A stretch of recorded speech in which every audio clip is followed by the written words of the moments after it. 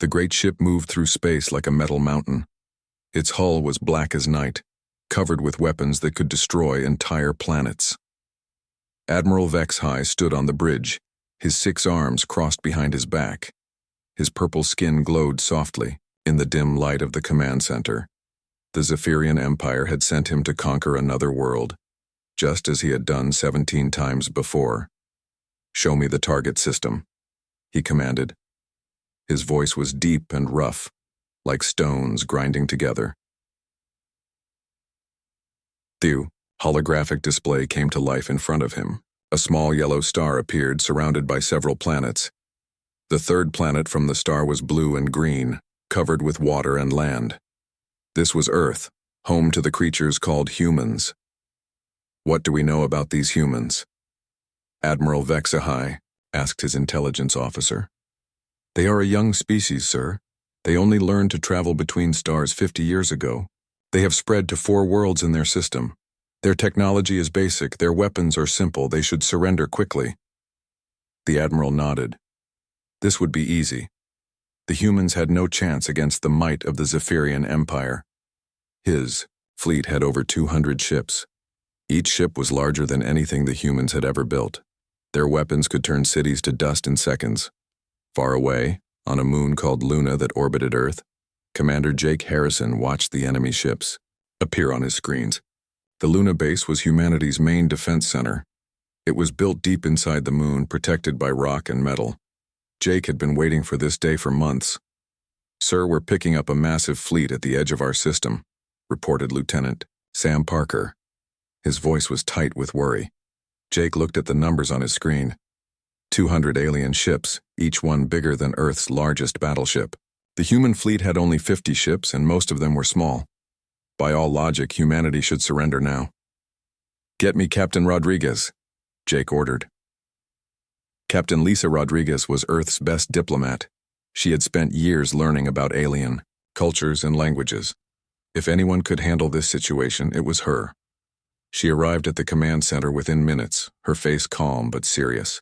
"The aliens are sending us a message," Jake told her. "Are you ready to receive it?" Lisa nodded. "Put it on the main screen." The hologram showed Admiral HFY in all his alien glory.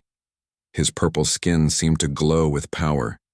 His 6 arms moved as he spoke, making gestures that looked threatening. When he spoke, his words were translated into English.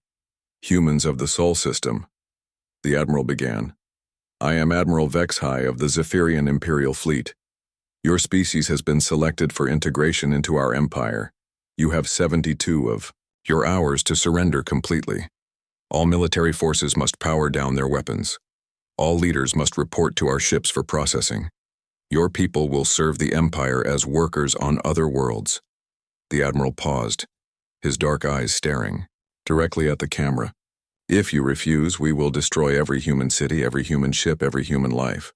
We have done this 17 times before to other species who thought they could resist us. Do not make the same mistake." The message ended. The command center was silent for a long moment. Everyone looked at Lisa, waiting for her response. Lisa had studied the Zephyrian Empire for years. She knew they had conquered many worlds. They always followed the same pattern. First came the ultimatum. Then, if the target species refused to surrender, came total destruction. The Empire would kill every living thing on the planet and take the resources they wanted. But Lisa also knew something the Admiral did not. Humans were different from the other species the Empire had conquered. Humans had been fighting wars for thousands of years. They had learned to survive against impossible odds, and they had been preparing for this day. "Open a channel to the alien fleet," Lisa ordered. "Are you sure about this?" Jake asked quietly. "Trust me," Lisa replied. She had spent months writing the response humanity would give. Every word had been chosen carefully. The communication system activated. Lisa knew that Admiral HFY and his entire fleet would hear her words. She also knew that other species throughout the galaxy might be listening too. This message would be remembered for a long time. "This is Captain Lisa Rodriguez of the United Earth Defense Force," she began. Her voice was clear and strong. We have received your ultimatum, Admiral Vexhai. We understand that you believe humans are weak. We understand that you think we will surrender without a fight. She paused, looking directly into the camera. In her mind, she could see the alien admiral listening to her words, probably laughing at what he thought was foolish pride. However, we must give you one warning in return. Lisa continued. We are not like the other species you have conquered. We have studied your empire. We know your methods. We know your weaknesses. And we have been preparing for your arrival. The command center was completely silent now. Everyone was holding their breath. So here is our message to you, Admiral, Lisa said. We will not surrender. We will not submit. We will fight you with everything we have. And we want you to know one thing before you attack us.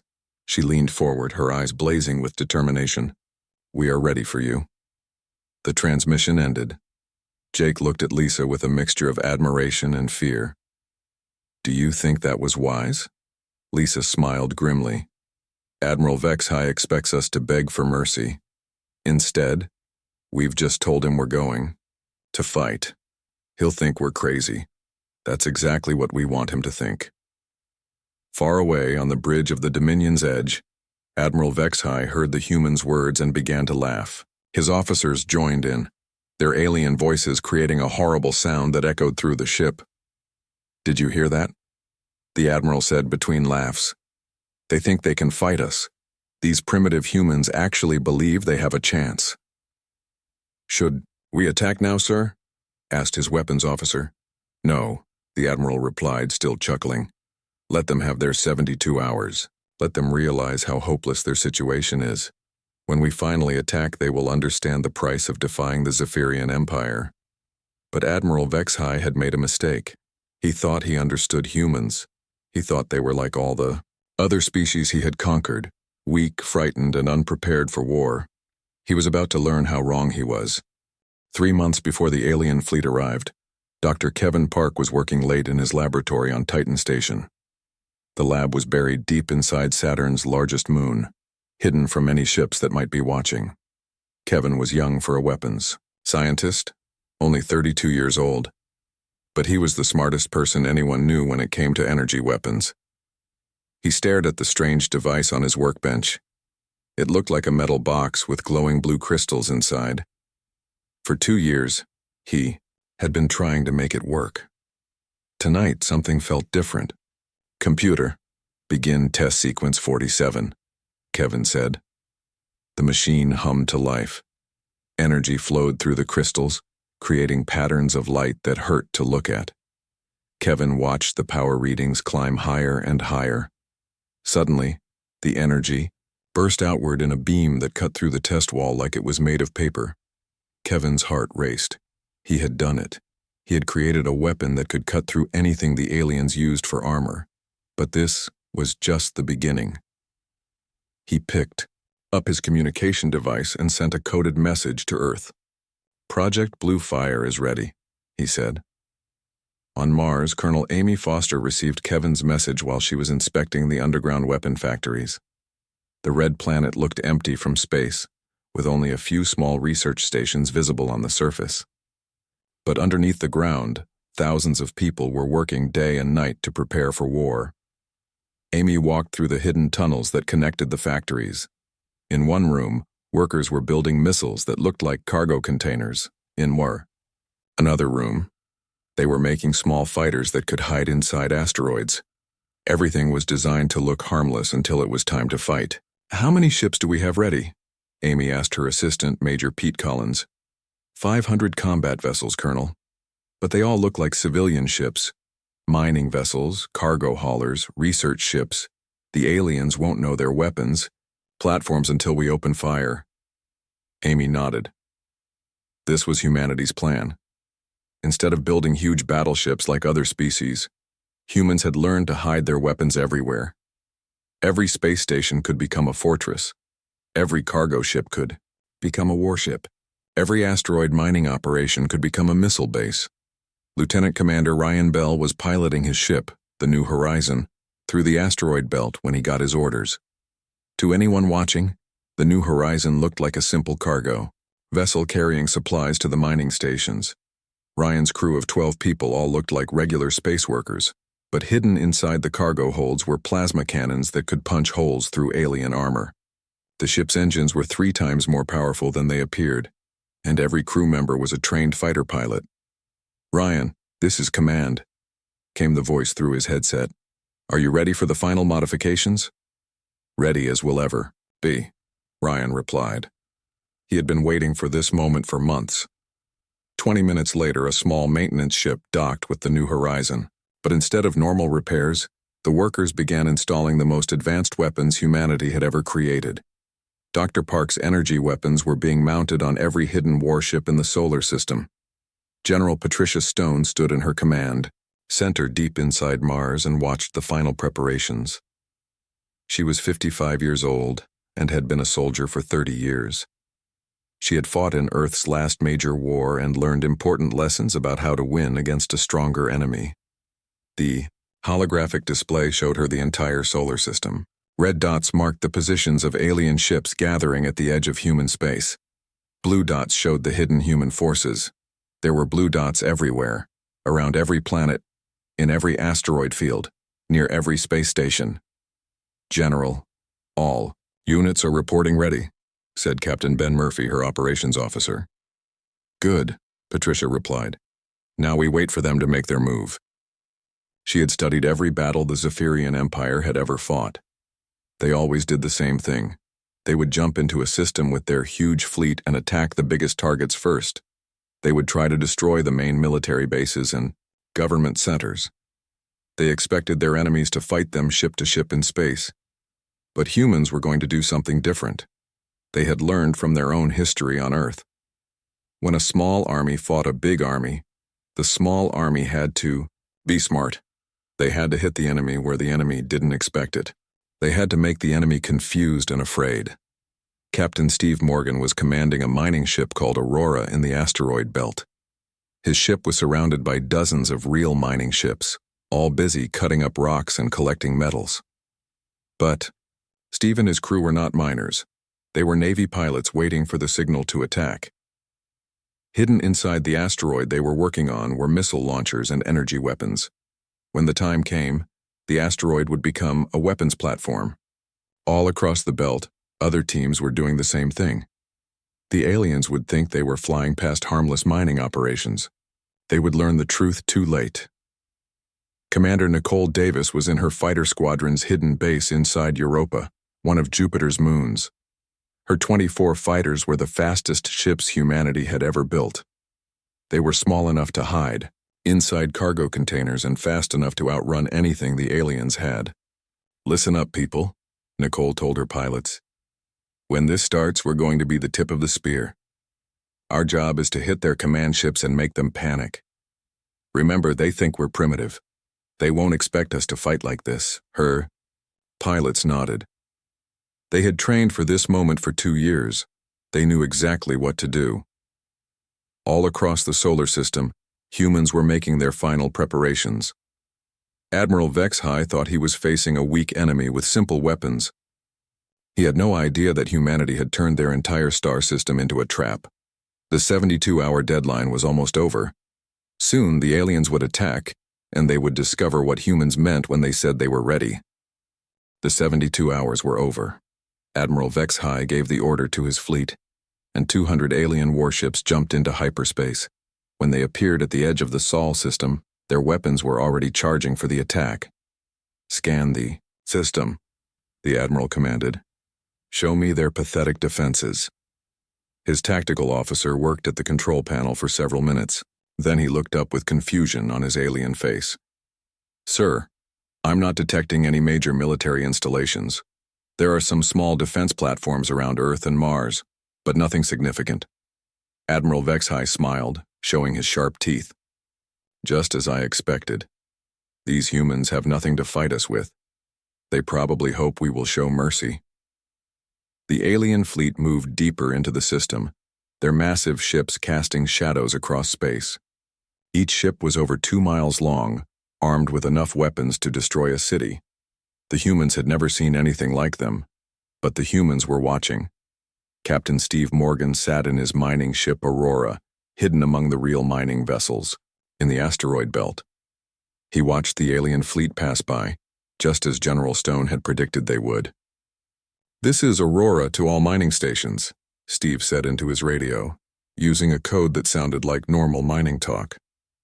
"The ore samples are moving past Sector 7. Begin extraction procedures." All around the asteroid belt, dozens of mining ships received the message. They understood what it really meant. The alien fleet was in position. It was time to fight. The first attack came from the mining ship Lucky Strike. Commander Tony Walsh had been waiting for this moment for months.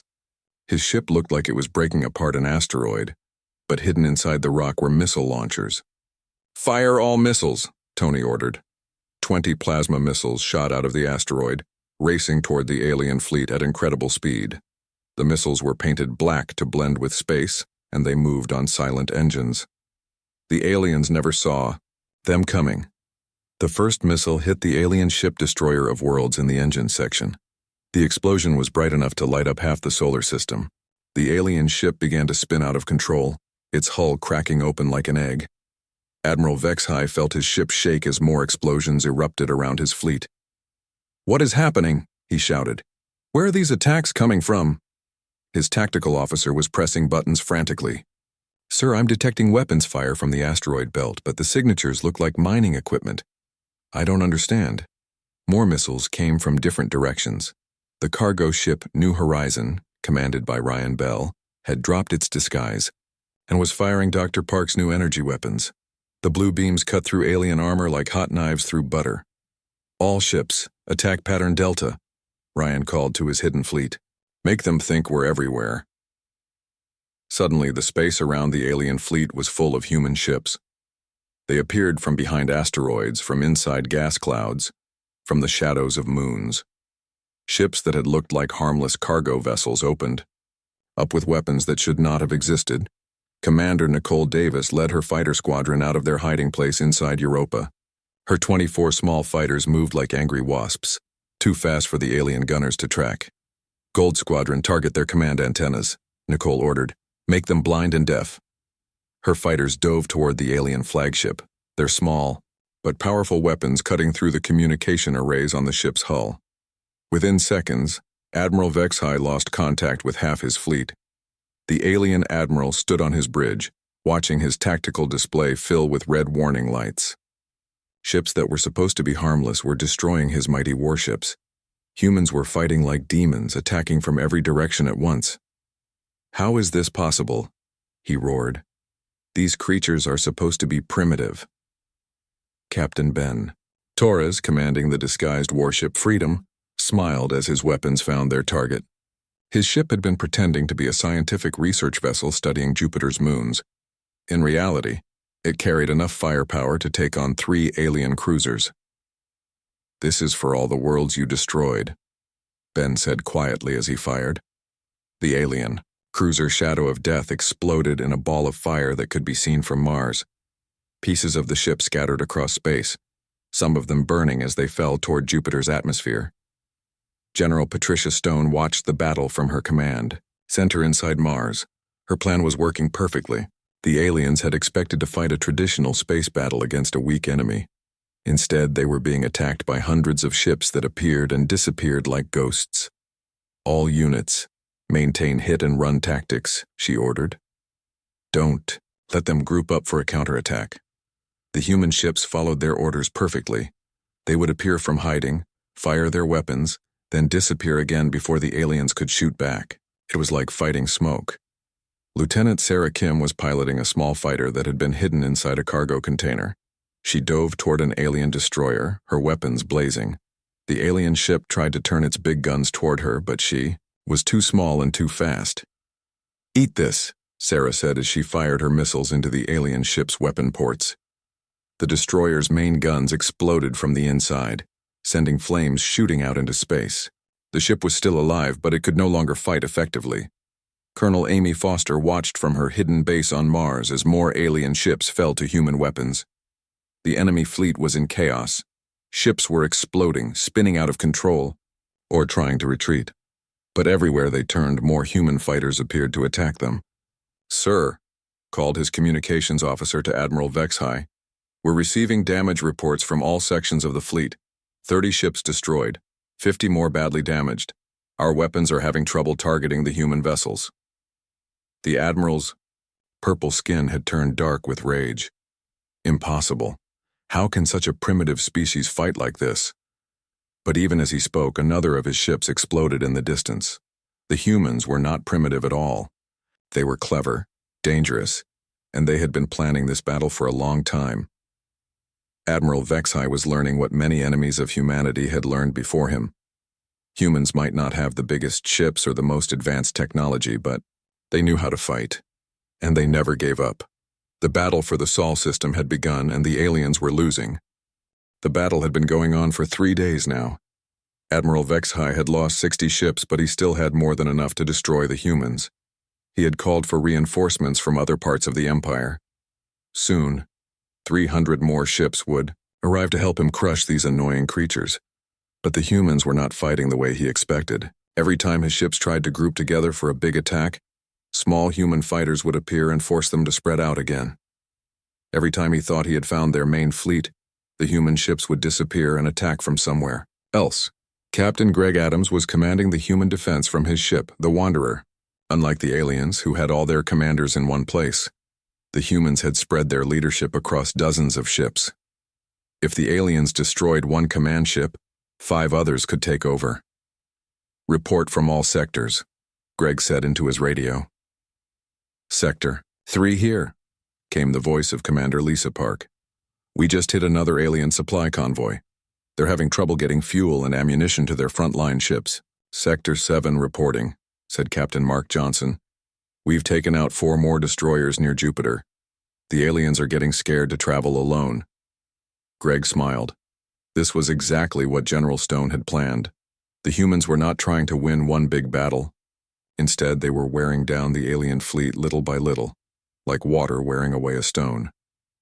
On the alien flagship, Admiral Vexhai was getting angry reports from his captains. "Admiral, the humans are attacking our supply lines," said Captain Krell Knox. "My ships cannot get fuel without being attacked by their fighters, and they are using our own tactics against us," added Captain Vexmara. "When we developed new shields, they changed their weapons. When we changed our formation, they found new ways to attack us." The Admiral slammed his 6 fists on the command table.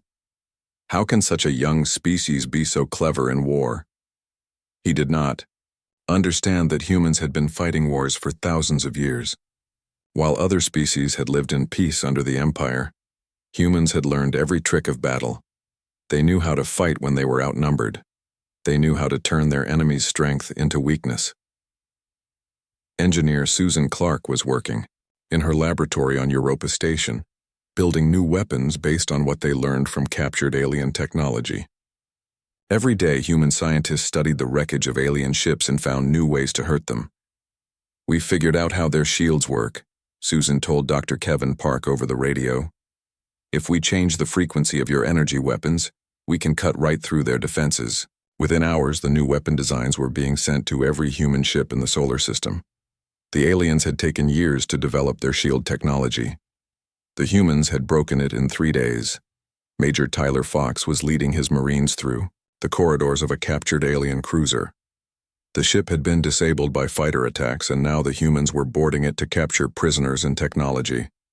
The alien soldiers were taller and stronger than humans, but they were not used to fighting inside their own ships. Tyler's Marines moved through the narrow corridors like ghosts, using every shadow and doorway for cover. "Remember, we need prisoners," Tyler told his squad. "The general wants to question them about their fleet movements." The Marines found the alien crew hiding in their command center. The purple-skinned aliens were afraid. They had heard stories about humans in close combat, but they had thought the stories were lies. "Surrender now and you will not be harmed," Tyler said in the alien language. The alien captain looked at the human Marines with their strange weapons and determined faces. He had expected the humans to kill everyone they captured. Instead, they were offering mercy. "We surrender," the alien said, dropping his weapon. This was another thing that confused the Zephyrian Empire. Humans fought like demons in battle, but they treated prisoners fairly. Other species that the Empire had conquered either surrendered completely or fought to the death. Humans did something different. They fought as hard as they could, but they still followed rules.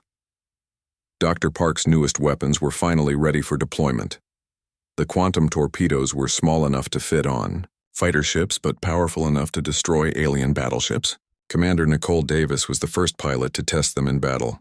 Gold leader to all fighters, Nicole said as she led her squadron toward a group of alien ships near Saturn. These new weapons are untested, so stay close and watch each other's backs. She targeted the largest alien ship and fired her quantum torpedo. The weapon moved through space like a streak of blue light and hit the alien battleship right in the center. The explosion was so bright that pilots had to shield their eyes. When the light faded, the alien battleship was gone. Not damaged, not disabled, but completely destroyed. There was nothing left but empty space and a few pieces of metal floating away. "Did you see that?" called Lieutenant Dan Roberts over the radio. One torpedo took out their biggest ship.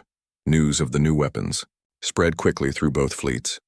The human fighters became even bolder, knowing they could destroy any alien ship with a single hit. The alien crews became more afraid, knowing that even their strongest ships could not protect them. Admiral Vexhai received word that his reinforcements had arrived. 300 fresh ships had just jumped into the system, but instead of feeling confident, he felt worried. The humans had already proven they could defeat his best ships. What would they do to his reinforcements? "Sir," said his tactical officer, "the human attacks are increasing. They seem to know exactly where our new ships are." The admiral did not know that the humans had been listening to his communications for days. Every time he gave an order, human intelligence officers heard it and prepared countermeasures. Captain Steve Morgan was preparing for the biggest battle yet. The alien reinforcements were moving toward Earth, and it was time for the human fleet to make their final stand. But Steve was not worried. He had seen what humans could do when they fought together. "All units, this is command," came General Stone's voice over the radio. "The aliens think their reinforcements will save them. Let's show them they're wrong." The battle for Earth was about to begin, and the humans were ready to prove that they were the most dangerous fighters in the galaxy. The final battle lasted 18 hours. When it was over, Admiral Vexhai found himself alone on the bridge of his damaged flagship. Half his fleet was destroyed. The other half was either captured or running away as fast as they could. His mighty empire had been defeated by a species they had called primitive. Captain Greg Adams piloted his ship alongside the alien flagship.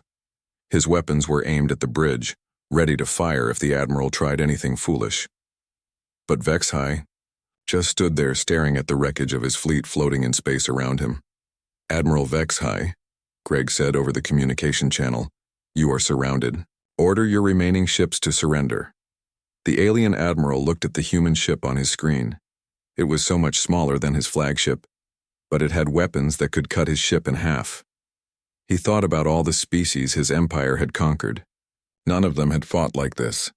None of them had been so clever, so determined, so dangerous. "I surrender," Vexhai said quietly. It was the first time in his long military career that he had ever spoken those words. News of the victory spread across Earth faster than light. In every city, people came out of their houses to celebrate. They had faced the most powerful empire in the galaxy and won. But their leaders knew this was just the beginning. President Helen Wright stood in the rebuilt White House preparing to give the most important speech in human history. Representatives from dozens of alien species were watching, waiting to hear what humanity would do with their victory. "People of Earth and people of the galaxy," Helen began. "Today we have proven that the Zephyrian Empire can be defeated, but we did not fight this war for conquest. We fought for the right to exist as free beings." Her words were broadcast on every frequency, translated into hundreds of alien languages. Species that had lived under empire rule for centuries heard a message they had never expected to hear. "We invite all species who desire freedom to join us," Helen continued. "Together, we can build a galaxy where no one lives in fear of conquest." Captain Lisa Rodriguez, now promoted to admiral, was busy with a very different kind of work. Instead of planning battles, she was planning peace. The captured alien technology was being studied, but not to build better weapons. Human scientists were learning how to help other species defend themselves. "Admiral, we have representatives from 15 different species asking for our help," reported Commander Jake Harrison. "They all want to rebel against the Empire." Lisa nodded. She had expected this. The Empire had ruled through fear for so long that people had forgotten they could fight back. Humanity's victory had reminded them that even the strongest bully could be defeated. Dr. Kevin Park was working with alien scientists now, sharing his discoveries freely. The energy weapons that had won the war were being given to any species that wanted to defend itself. Some human leaders had argued against this, but Kevin believed it was the right thing to do. "If we keep all the advanced weapons for ourselves, we become just another empire," Kevin told the Science Council. "But if we share our knowledge, we create allies who can help us protect everyone." Major Tyler Fox was now training alien soldiers in human fighting techniques. The purple-skinned Zephyrians who had once been his enemies were learning how to fight for freedom instead of conquest. It was strange to see former enemies working together, but Tyler had learned that anyone could change. "The key to human tactics," Tyler explained to his mixed class of human and alien soldiers, "is to never fight the way your enemy expects. Always be ready to change your plans." A young Zephyrian soldier raised his hand. "But sir, our old commanders said that changing plans shows weakness." Tyler smiled. "Your old commanders lost the war. Maybe it's time to try something new." Commander Nicole Davis was leading joint patrol squadrons now, with human and alien pilots flying together. The former Empire forces were learning that they did not have to conquer other species to prove their worth. They could protect them instead. "Gold Squadron, this is Nicole," she said over the radio as they approached a distress signal from a merchant ship. "Remember, we're here to help, not to intimidate." Her squadron, now including former Empire pilots, moved to assist the merchant vessel that was under attack by pirates. The pirates fled as soon as they saw the joint squadron approaching. Word had spread quickly that the new alliance did not tolerate bullying. General Patricia Stone was now the head of the new Galactic Defense Alliance. Her headquarters was still on Mars, but now it coordinated the defense of dozens of worlds. The alliance had a simple rule. Any species that wanted to live in peace was welcome to join. "We're not trying to build an empire," Patricia explained to the Alliance Council. "We're trying to make empires unnecessary." Within 2 years, over 50 species had joined the alliance. The Zephyrian Empire still existed, but it was much smaller and much less aggressive. Admiral Vexhai himself had become an alliance member, helping to reform his own people's military. "I spent my whole life conquering other species," Vexhai told Admiral Rodriguez during one of their meetings. "I thought that was what made us strong. But watching humans fight taught me something different. True strength comes from protecting others, not conquering them." Engineer Susan Clark was now working on projects that would have seemed impossible before the war. Human and alien technology was being combined to build better farms, cleaner energy sources, and faster ships for exploration instead of war. The galaxy was changing. Species that had been enemies for centuries were becoming friends. Trade replaced raids, exploration replaced conquest, and at the center of it all were the humans, the species that had been ready when the galaxy needed them most. Captain Steve Morgan was commanding one of the new exploration vessels, searching for unknown species to invite into the alliance. His ship carried weapons, but only for defense. Its main cargo was medical supplies, food, and technology to help developing civilizations. "Steve, this is Alliance Command," came the voice over his radio. "We're picking up signals from an unknown system. Looks like another species that might need our help." Steve smiled and adjusted his ship's course toward the new signals. "This is Captain Morgan. We're on our way. Let's see if we can make some new friends." The humans had kept their promise. They had been ready when the galaxy needed them. Now, they were ready to help build something better than any empire. They were ready to build a future where everyone could be free.